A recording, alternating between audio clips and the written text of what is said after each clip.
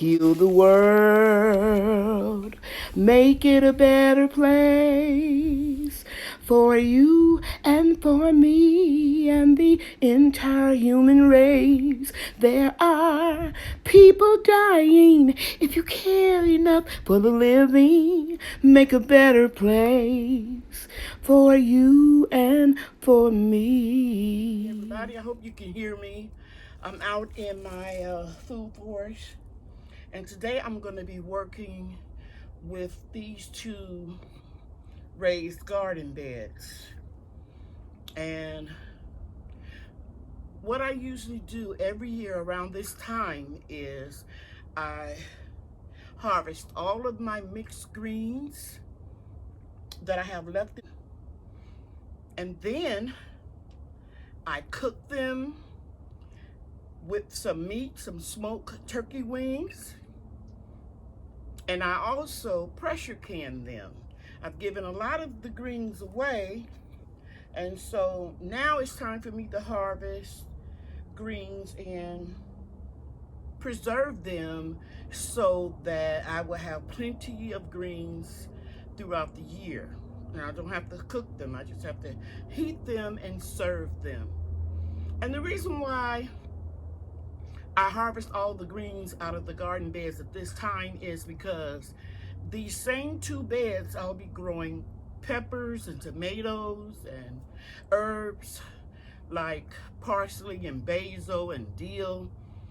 And I need to amend the beds with compost and cover them with leaf mulch so that they can rest for a couple of months, the rest of January, all of February, and by the second week in March, I'll start planting my spring garden.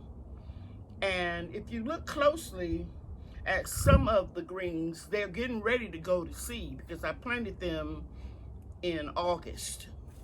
Okay, so let me take a look at the camera, see how much you got, and then I'm gonna show you what's getting ready to go to seed. Okay, so now look at these mustard greens. When they start putting out long stems with short leaves, they're getting ready to go to seed. Now let's look at this real close. This is getting ready to flower. Now usually I would just leave a plant or two and let it go to seed, but I don't really have to. One, mustard seeds are very, very tiny, and I have a lot of them in my arsenal of seeds. So I'll just go ahead on and harvest it. But everything is looking really, really good. And I've made several videos showing you how I harvested greens and gave them away. Look how big that leaf is. But if you're just wondering, let me put my hand right here. Now look at the rest of the leaves. So I'm going to take everything out, and you can see some marigolds I'm letting it go to seed here too. So yeah, I'll have plenty to harvest in this bed and this bed. I don't know, the older I get, I kind of like my greens mixed. I will cook the collards, and if we have a few turnips still left in here, several types of kale, the purple mustard, as well as the regular mustard. I would just cook them all together. And they, to me, taste delicious. And on the edge of the garden beds, that's Society garlic. It's very pungent. It has beautiful purple flowers in the spring and the fall. And sometimes, if we have a mild winter, they can bloom in the wintertime. Previous video, look for me propagating Society garlic, and you'll see that a lot of this is new growth. Okay, so let me get over there to my little chair, and I'm going to start cutting these greens off at the soil line. It's real windy out here. It's about 50 degrees. My mother used to call it catch a cold temperature. You have to be careful. You have to really dress according to the weather. It looks real sunny. It's about 50 degrees, but it's very windy, which makes it have a cooler temperature if you're not directly in the sun. So, since I'm taking all the greens, I'm simply cutting it off right here, and I'll take these in the house or under the gazebo and then go ahead and strip them. I'm just going to lay them right here because it doesn't matter, because I'm going to harvest all of these greens. Now, I know you guys don't want to watch me harvesting them all. So, I'm just going to show you quickly how I do it. I don't pull them up because you get soil that you're going to have to clean and get out of your greens. So I just cut them off, the long stem off.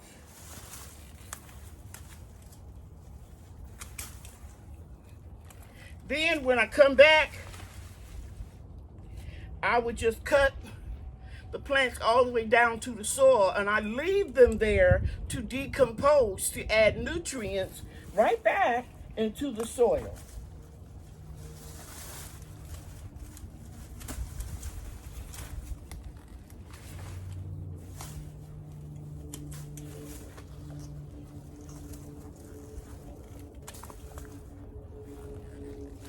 Okay? But I want to show you, now I'm cutting it off. See that?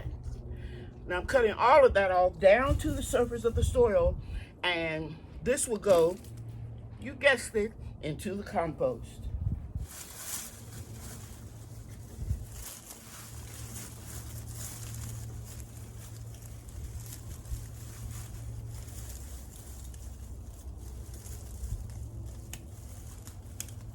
Because if I leave these long stalks there, they'll just keep growing.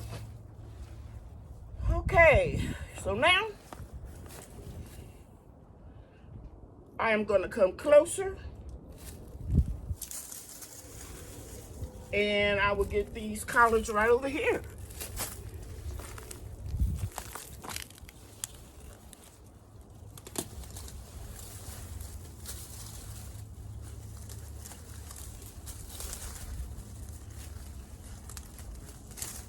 I don't know if you can see that, but that's what I did. I'm going to move this back a little bit more. And just put the greens right here. And I'll keep cutting. Now this is the only time I step into my garden beds, when I have to get this work done. And I'll let Bria and Brian, you know, if they're here to help me do the same thing. And by the way, I just saw Swiss Chard, and I want you to know I have a little of that in here. And since these roots are real shallow, I'm just going to take a little bit of it off. Okay, that's enough. I'll come back when I got them all harvested, and I'll pick through them, and the greens that are bad, you know I'm going to put them in the compost. Okay, so here are the greens that came out of garden bed number 1. It's a lot of them, guys. Some of them won't make it. It'll go into the compost. Okay, like this one here. There's frost damage. But, yeah, that's a nice amount. Let's let you take a look at the bed. Some of them that had strong roots, I pulled them up a little bit. Go in closer so you can see them.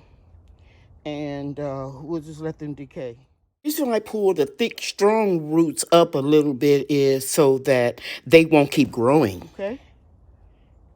All right. Now, I'm headed over here to get all the greens out of this bed. I want to show you guys something. When you see close to the ground that your plants is putting on a lot of leaves and they're real small, obviously been here a while because I've cut it off right here before, and here and here. So yeah, this one was getting ready to go to seed too, but it'll keep producing these little baby leaves, so I went ahead and just pull it up and let it compost in place. Okay, gotta go in closer so you can see these 2 big turnips I missed. I thought I had pulled most of them up out here. I wish Brian was here because he makes up the greatest names for big things. I'm gonna go around to the other side, and because I don't want to walk all the way across this garden bed and show you how big they really are. Okay, here is one. Super, super huge. And here is the other one. And I haven't magnified the camera. Both of them are really, really big. Let me try to hold them up. They're very heavy. Let me make them a little bigger so you can see. Real good. Yep. Let's take it back to regular one. That's big. I don't know how I missed that. I guess it was because it was behind my little chair. If you haven't noticed, I have like little chairs and seats all around the garden. So when I need to take a break and I'm running out of breath, I sit down. But I still get the job done. So I got a little smarter and I went and got me a Walmart box and I just keep pushing it as I go along. That way I don't have to keep walking back and forth to put the greens over there. But I wanted to show you something about these turnips. They're so big, they might be a little woodsy. I don't know. I'm gonna cook these they're real tender. I have some smoked turkey wings that I'm probably just cut them up, chop them up, peel them, and cook them along with the turkey wings. That way I'll cook them to their tender. Okay. Because I don't like my greens real. Guys, you know when you were growing up, your mom, aunts, big mama, all of them, they cooked the greens forever. And they were so mushy. I don't like my greens like that.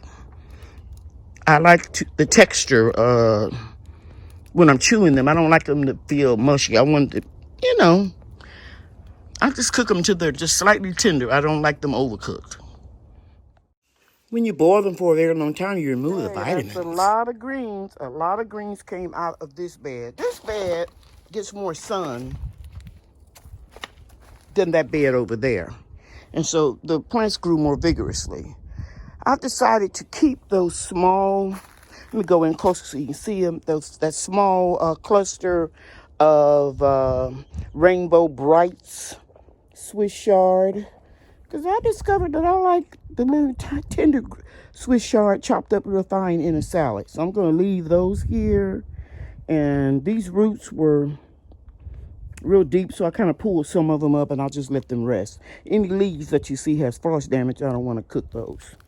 Okay, but here's a good one right here I'll get. Must have dropped it. So, yeah, I can add these. Another thing about the Society garlic, I started with 3 of them.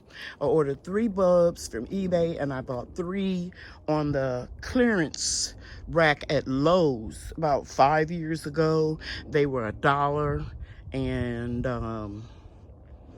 I had read somewhere that Society garlic was good to repel insects, and it does, because I haven't seen hardly anything moving out here.